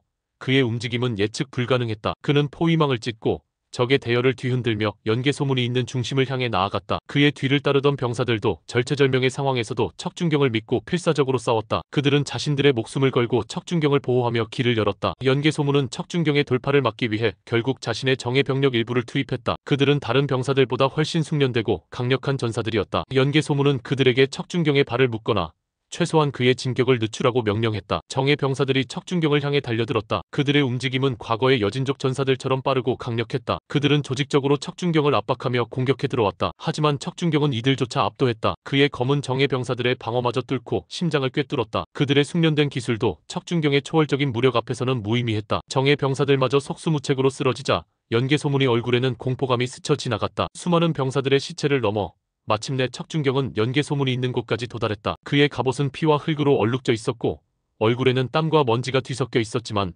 그의 눈빛은 여전히 강렬하게 타올랐다. 그의 뒤에는 그를 따라온 소수의 병사들이 헐떡이며 서 있었다. 그들 역시 만신창이가 되었지만 마지막 힘을 다해 척준경의 곁을 지켰다. 연개소문은 자신의 주변을 둘러싼 수많은 병력에도 불구하고 척준경이 자신에게 도달했다는 사실에 충격과 경악을 금치 못했다. 그의 계산은 완전히 빗나갔다. 척준경의 무력은 자신이 상상했던 것보다 훨씬 거대했고 자신의 치밀한 함정마저 부숴버릴 정도였다. 두 사람의 눈빛이 마주쳤다. 한 명은 권력과 지략으로 고려를 장악한 고구려의 그림자, 다른 한 명은 압도적인 무력과 꺾이지 않는 신념으로 폭정을 막으려 하는 고려의 검. 그들의 만남은 단순히 두 개인의 대결을 넘어 서로 다른 시대의 힘, 서로 다른 가치관, 그리고 역사의 향방을 결정지을 최후의 충돌이었다. 결국 여기까지 왔는가? 연개소문이 숨을 고르며 말했다. 그의 목소리에는 당황함과 함께 마지막 승부에 대한 비장함이 담겨 있었다. 당신의 폭정을 끝내러 왔다. 대망리지. 척준경의 목소리는 낮았지만 강철 같았다. 그의 검끝이 연개소문을 향해 겨누어졌다. 주변의 병사들은 본능적으로 물러났다. 이 공간은 더 이상 자신들의 영역이 아니었다. 수십만 병사들이 지켜보는 가운데 두 거인만의 마지막 무대가 만들어졌다. 척준경이 먼저 연개소문에게 돌진했다. 그의 움직임은 지친 기색에도 불구하고 여전히 맹렬하고 파괴적이었다. 거대한 장검이 연개소문을 향해 쇄도했다. 연개소문은 척준경의 무력이 얼마나 무서운지 알고 있었다. 그는 척준경과 같은 압도적인 무력이 없었기에 자신의 지략과 기술로 맞서야 했다. 연개소문은 검을 들고 척준경의 공격을 막아냈다. 그는 고구려의 대망리지로서 단순히 지략가만이 아니었다. 그 역시 뛰어난 무예 실력을 가지고 있었다. 그의 검은 척준경의 검보다 가볍고 빨랐으며 그의 움직임은 노련하고 예측 불가능했다. 그는 척준경의 힘을 정면으로 받아내는 대신 흘려내고 피하며 빈틈을 노렸다. 쾅! 챙! 쉬! 검과 검이 부딪히는 소리가 귓가를 때렸다. 척준경의 공격은 마치 폭풍처럼 몰아쳤고 연개소문의 방어는 마치 굳건한 성벽 같았다. 척준경은 자신의 압도적인 힘으로 연개소문의 방어를 부수려 했고 연개소문은 뛰어난 기술과 노련함으로 척준경의 공격을 막아내며 반격할 기회를 엿보았다. 척준경이 전진하며 연개소문을 몰아붙였다. 검을 위에서 아래로 강력하게 내리찍고 수평으로 휘둘러 그의 옆구리를 노렸다. 연개소문은 재빨리 몸을 틀고 검을 들어 막아내며 척준경의 공격을 피했다. 척준경의 검이 땅을 강타하자 땅이 파였다. 연개소문은 척준경의 힘에 감탄하면서도 그의 공격 궤적을 읽으며 다음 수를 예측했다. 그는 척준경의 힘이 잠시 약해진 순간 빠르게 파고들어 검을 찔렀다. 척준경은 간발의 차이로 몸을 비틀어 피했지만 검날이 그의 갑옷을 긁고 지나갔다. 날카로운 마찰음과 함께 불꽃이 튀었다. 연개소문의 공격은 정확하고 빨랐다. 척준경은 위험을 느끼고 뒤로 물러서며 거리를 벌렸다. 연개소문이 척준경을 향해 달려들었다. 그는 척준경의 압도적인 힘을 정면으로 상대하는 대신 그의 움직임에 허점을 노렸다. 빠르게 검을 휘둘러 척준경을 혼란스럽게 만들고 예측 불가능한 각도로 공격해 들어갔다. 척준경은 연개소문의 빠른 움직임에 대응하느라 애를 먹었다. 그의 무거운 검은 연개소문의 속도를 따라잡기 어려웠다. 연개소문은 척준경의 방어가 잠시 느슨해진 순간 과감하게 파고들어 척준경의 어깨를 베었다. 갑옷을 뚫지는 못했지만 엄청난 충격이 전해졌다. 척준경은 고통에 신음하며 뒤로 물러났다. 연개소문은 기회를 잡고 맹공을 퍼부었다. 그의 검은 쉴 새 없이 척준경을 향해 날아들었다. 척준경은 필사적으로 방어하며 뒤로 물러서야 했다. 그의 압도적인 무력도 연개소문에 노련하고 빠른 공격 앞에서는 잠시 수세에 몰리는 듯했다. 척준경은 연개소문의 공격 패턴을 파악하고 역습에 나섰다. 그는 연개소문의 속도를 역이용하여 함정을 팠다. 일부러 빈틈을 보여 연개소문을 유인한 후 폭발적인 힘으로 공격해 들어갔다. 연개소문은 척준경의 함정에 걸려들 뻔했지만 그의 뛰어난 판단력으로 위험을 감지하고 간발의 차이로 몸을 피했다. 척준경은 자신의 모든 힘을 실어 검을 휘둘렀다. 그의 검은 마치 거대한 파도처럼 연개소문을 덮쳤다. 연개소문은 필사적으로 검을 들어 막아냈다. 쾅! 엄청난 충격이 전해졌다. 연개소문의 팔이 저릿했고 검이 뒤로 밀렸다. 그는 척준경의 압도적인 힘에 놀랐다. 자신의 뛰어난 기술로도 완전히 막아내기 어려운 힘이었다. 그는 뒤로 밀려나며 척준경과 거리를 벌렸다. 두 사람 모두 숨을 헐떡이며 서로를 노려보았다. 갑옷은 땀과 피로 젖어 있었고 얼굴에는 지친 기색이 역력했지만 눈빛만은 여전히 불타올랐다. 두 영웅의 대결은 극한으로 치달았다. 체력은 바닥났지만 정신력 싸움이었다. 누가 먼저 집중력을 잃는가? 누가 먼저 치명적인 실수를 하는가? 역사의 무게가 그들의 어깨를 짓눌렀다. 연개소문은 자신의 지략으로 척준경을 쓰러뜨릴 방법을 찾고 있었다. 그는 척준경의 육체적인 힘이 곧 한계에 다다를 것이라고 판단했다. 그는 척준경을 계속 지치게 만들고 결정적인 순간에 자신의 기술로 승부를 보려 했다. 그의 검은 척준경의 방어의 약점을 집요하게 파고들었다. 척준경은 연개소문의 노련함과 끈질김에 감탄하면서도 그의 방식이 결국 고려를 망칠 것이라는 확신을 굳혔다. 그는 더 이상 지체할 수 없었다. 자신의 모든 것을 걸고 연개소문의 폭정을 끝내야 했다. 그는 자신의 몸에 남은 마지막 힘을 모았다. 그의 눈빛이 섬광처럼 빛났다. 척준경이 다시 한번 연개소문에게 돌진했다. 그의 움직임은 이전보다 느려졌지만 그 안에 담긴 파괴력과 비장함은 더욱 커졌다. 그는 검을 머리 위로 높이 치켜들고 온몸에 힘을 실어 연개소문을 향해 내리찍었다. 필살의 일격이었다. 고려의 운명, 백성들의 안위, 그리고 자신의 신념, 모든 것이 이 한 번의 공격에 담겨 있었다. 연개소문은 척준경의 마지막 공격을 감지했다. 그의 눈빛이 날카로워졌다. 이것이 승부의 순간임을 알았다. 그는 척준경의 공격을 피할 것인가? 아니면 막아낼 것인가? 연개소문은 피하는 대신 막아내기로 결정했다. 척준경의 힘을 정면으로 받아내어 그의 의지를 꺾겠다는 생각이었다. 그는 자신의 모든 기술과 힘을 모아 검을 들어 척준경의 공격을 막아냈다. 쾅! 천지를 뒤흔드는 굉음이 울려 퍼졌다. 강철과 강철이 부딪히는 소리는 수만 명의 함성마저 집어삼켰다. 엄청난 충격파가 주변으로 퍼져나가 병사들을 휘청거리게 만들었다. 두 사람의 발밑 땅이 갈라지고 먼지가 하늘을 뒤덮었다. 힘의 대결이었다. 척준경의 압도적인 파괴력 대 연개소문의 노련하고 단단한 방어. 검과 검이 서로를 밀어붙이며 팽팽하게 맞섰다. 척준경의 얼굴에는 고통과 함께 불타는 의지가 담겨 있었고 연개소문의 얼굴에는 힘겨움과 함께 결연한 표정이 떠올랐다. 점점 더 힘이 가해졌다. 척준경의 검이 연개소문의 검을 밀어붙였다. 연개소문의 팔 근육이 비명을 질렀고 다리가 후들거렸다. 척준경의 힘은 지친 상태에서도 여전히 상상을 초월했다. 연개소문의 방어선이 조금씩 무너져 내리기 시작했다. 그의 검이 뒤로 밀려났고 척준경의 검이 그의 몸을 향해 다가왔다. 연개소문은 알았다. 이대로는 안 된다는 것을. 그는 마지막 순간 자신의 모든 힘과 기술을 쏟아부어 검을 옆으로 비틀며 척준경의 검을 튕겨냈다. 동시에 몸을 날려 척준경의 품으로 파고들었다. 척준경의 검이 빗나갔고 연개소문은 짧은 검으로 척준경의 옆구리를 찔렀다. 검날이 척준경의 갑옷 틈새를 파고들었다. 고통에 척준경은 비명을 질렀다. 하지만 그는 쓰러지지 않았다. 오히려 옆구리에 박힌 연개소문의 검을 잡고 연개소문을 자신에게로 끌어당겼다. 연개소문은 당황했다. 척준경은 고통 속에서도 마지막 힘을 짜내 자신의 검을 휘둘렀다. 목표는 연개소문의 심장. 콰직! 검날이 연개소문의 갑옷을 꿰뚫고 그의 몸에 박혔다. 연개소문의 눈이 크게 떠졌다. 그는 자신의 몸에 박힌 척준경의 검을 내려다보았다. 그리고 척준경의 눈을 보았다. 그 눈빛 속에는 승리감과 함께 알 수 없는 슬픔과 연민이 담겨 있었다. 연개소문의 입에서 피가 흘러나왔다. 그는 척준경을 노려보며 나지막이 말했다. 결국 내 놈이 나를. 그의 몸에서 힘이 빠져나갔다. 연개소문은 척준경의 검에 박힌 채 쓰러졌다. 고구려의 그림자, 시대를 넘어 고려를 장악했던 위대한 지략가이자 폭군 연개소문이 그렇게 최후를 맞았다. 연개소문의 죽음은 개경에 모인 수만 명의 병사들에게 엄청난 충격을 안겨주었다. 그들은 자신들의 지도자가 쓰러지는 것을 보고 혼란에 빠졌다. 연개소문의 강철 같은 통치 아래 복종했던 병사들은 이제 누구의 명령을 따라야 할지 알 수 없었다. 척준경은 옆구리의 고통을 참으며 연개소문의 시신을 내려다보았다. 그의 손에는 연개소문의 피가 묻어 있었다. 그는 승리했지만 기쁨은 없었다. 자신과 마찬가지로 나라를 강하게 만들려 했으나 방식이 달랐기에 결국 적이 될 수밖에 없었던 비극적인 인물. 고구려의 대망리지는 그렇게 고려의 땅에 피를 뿌리며 최후를 맞았다. 척준경은 병사들을 향해 돌아섰다. 그의 목소리는 낮았지만 공포에 질린 병사들에게 명확하게 들렸다. 대망리지는 쓰러졌다. 그의 폭정은 끝났다. 척준경은 자신의 검을 들어 올렸다. 피 묻은 검이 햇살에 번뜩였다. 나는 역적이 아니다. 나는 고려를 지키는 척준경이다. 너희들의 칼날을 나에게 향하지 마라. 이제 고려의 새로운 시대를 열 것이다. 병사들은 혼란스러워했지만